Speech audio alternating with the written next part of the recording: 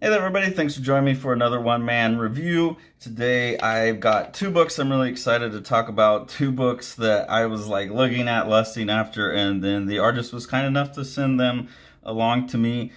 This is actually really helpful, guys. I know the channel up till now, one of the things I've been trying to do is just blow money on people that I want to find new stuff and support it. Now that me and Tori have moved, there's going to be at least a few months where I'm going to have to curtail my spending and find what my spending budget can actually be. But I suspect going forward, I'm going to have to be more picky with stuff. So when people, like, if you want stuff promoted on the channel, I'm happy to like take anything that people want to send, look at it and review it. But I will also, I'm still going to be looking around and trying to find stuff to share that I can spend money on. But anyways, artists like Brian that do send the stuff along for free, I really appreciate that. And especially when it's content that I'm sitting there, I already know I like his work, and it's like, should I get that one? Should I get that one? Obviously, I'm super stoked and super grateful for that. But yeah, Brian had sent along previously, and I did a review of the first two issues of his one-man anthology called AIRBAG, and has sent along some other short, funny ones, like little collections and stuff of funny ideas that I've done videos about. In this latest package, Brian sent along issue 3 of the one-man anthology AIRBAG, and then a graphic novel, Applewood Canyon. And I'll talk about both of them because I think they're both great, and I think you should all go get them. So the first story here that we get is a story called Two Wolves.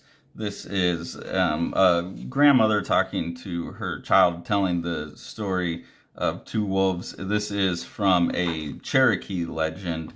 And I don't want to give away like what each of these stories is about or spoil anything in them, but it's a story talking about this Cherokee legend and the lesson that it teaches. And that it was an interesting conversation starter. I read it to Tori, and we had a good conversation back and forth on like the things that we thought were good about the story and maybe the flaws in the lesson being taught. So that's the kind of writing that's in there, is the type of thing where it makes me want to engage with something. Hey, like, what do you think about this idea? That's very powerful to do in a little 3-4 page story. Then there's a longer story in here called Silent Valleys, and this is some siblings. They're burying a parent, and you get a look into just their lives. That's what Brian Canini, I think, excels at, is just this down to earth kind of slice of life storytelling, character driven storytelling, and has the cartooning to back up this character stuff, going into even some almost like Chris Ware kind of simplicity in the designs here. So this is a piece called Wooden Clock, and you see this main character here, who's really into building and puzzles and stuff like that. Really love the way he's drawn. Again, that kind of Chris Ware simplicity, lettering, simplicity to the images.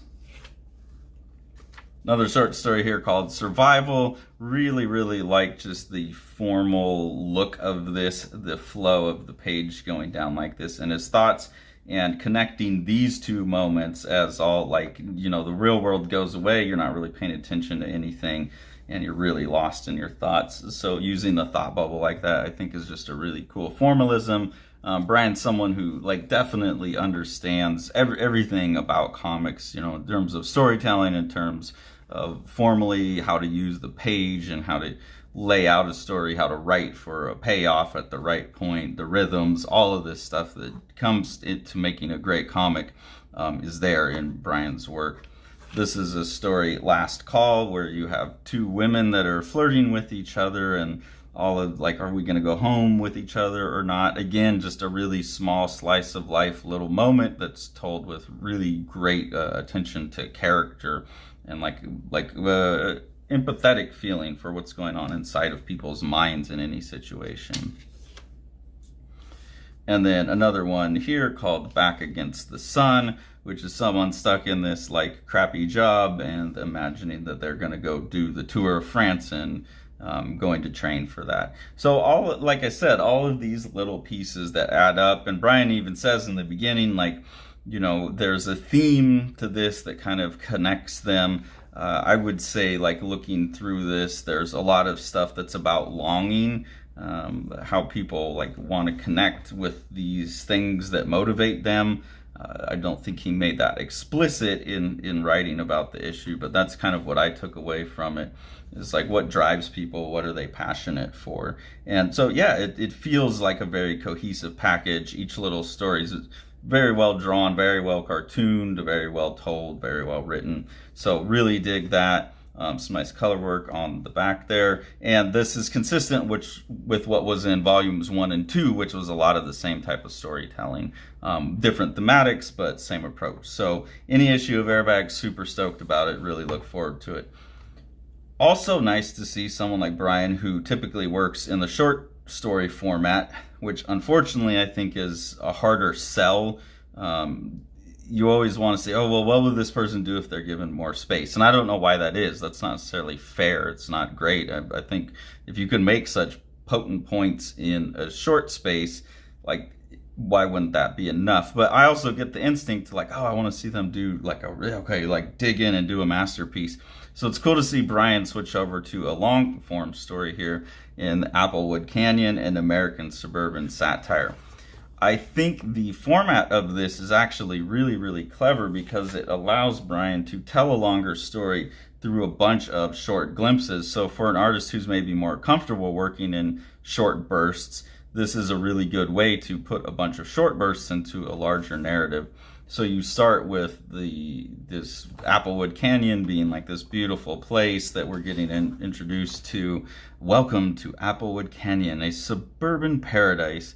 Gaze upon our luscious foliage, rich honeysuckle trees, quaint stone walkways, 30-foot tall perimeter wall, expertly equipped guard towers, serene dog park with fountain. And so you see very quickly that it's like HOA's gone mad is the idea here, where each like HOA gated neighborhood community is its own like fascist, oppressive, which if you ever given that we just like bought a house, we were kind of looking at what that would entail in a neighborhood like that would have like noise restrictions, so we wouldn't have like people playing drums while we're trying to go to bed in their garage next door. But yeah, that would be, it's so much worse the other way. So you see that, you know, that's what this is, this miserably locked down society. One of the characters that you get introduced to, you kind of just jump from character to character as you get a picture of the city. You get introduced to Susie Carter, and she's making meth in her little lemonade stand. Why, what's more American than a woman running her own business? So that's the dark satire that's at the bottom of this. All the quotes on the back kind of mention David Lynch. I guess I haven't read enough David Lynch stuff to get that reference, but there is like this just dark suburbia underneath, all of that. And then things do get more wild. Like here you have this character Floyd, and he's getting tangled up with Mr. Johnson, who has murdered someone, is drawing him into that. And eventually you get to meet another community, and they go to Coconut Valley, and they have this impression that the people in Coconut Valley cut your tongue out, make you watch them eat it before they cook you. So like when you get these clustered off little bubble communities, how that like just ramps up the tribalism worse and worse, and the fear, and just everything that comes with that, the ugliness that comes with that. But going down to the neighborhood level of these HOAs, I think is really smart and gets to the core of it. Like, it doesn't matter what size you scale it to, like just tribal thinking is always a bad thing. And so the story plays out along those lines. I don't want to spoil it anymore, but yeah, really fun. It allowed Brian to kind of start with a lot of small stories that build up to a bigger picture, and then in a really interesting way, without giving away any details, I think structurally he also kind of like starts with a bunch of small stories that build to a big story, and then kind of like scatters back to a bunch of small stories in the end. So a really interesting structure there, especially as I'm watching someone transition from short stories to long stories. That kind of in and out of the short story mode was a really, really fun thing. It's like, oh, that's a cool trick. Okay, I'm going to steal that for something eventually. So, yeah, really just a pleasure to read these books. Thank you, Brian, so much for sending them over. I think they're very well written, very sophisticated comics that tell like the types of stories I'm looking for, which is stories about character and people and ideas and places, all very deep and honest looks at those things. So everyone go out, get yourself some Brian Canini work. It's fun, it's thoughtful, well written, well drawn. Solid Yellow, Path of the Shades by Clarence Doss is a really cool ongoing project that Living the Line will be producing. Clarence is a PhD student from Fiji who's studying the myths of Fiji for his doctoral thesis. And part of that study project is that he's producing these comics. They're kind of like Hellboy, where there's these little short stories that capture all of these different mythologies. But then he's using that to wrap the project into his doctoral thesis and then provide educational material where people can come to these comics. They don't have to read his PhD thesis. They can come to the comics and get a more consumable version of the mythology of Fiji.